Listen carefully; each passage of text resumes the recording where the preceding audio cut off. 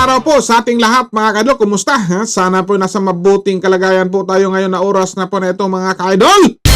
So dito po tayo sa ating news update mga kaidol. Tungkol po ito sa kaso po ni former President Rodrigo Roa Duterte. Doon po sa dahig sa ICC.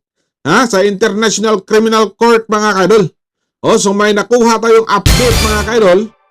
Sa credit po to ni Sir Alvin na tourism mga kaidol na account. So i-follow po niyo mga kaidol si Alvin and Tourism. Facebook, YouTube at TikTok mga kaidol. Mayroon siyang account. So inuulat po to ni Sir Alvin mga kaidol. Ang sinuminiti ni Attorney Nicholas Koopman, ang lead counsel po ni PRRD, yung jurisdictional challenge.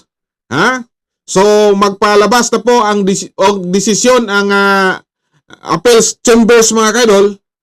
May schedule na po sila ngayong darating na April 22, 5 PM sa oras sa Pilipinas mga kaidol. At pwede natin mapanood to sa public kasi naka-live stream to mga kaidol.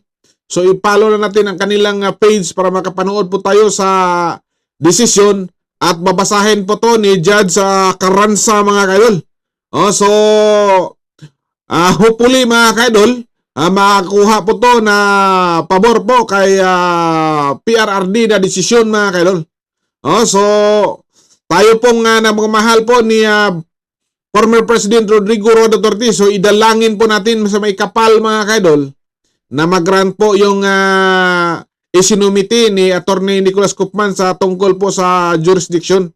So kung mapatunayan po dito mga kaidol at kakampihan po ang isinumiti ni Attorney Nicholas Koopman, pawalang visa to kung wala silang jurisdiction.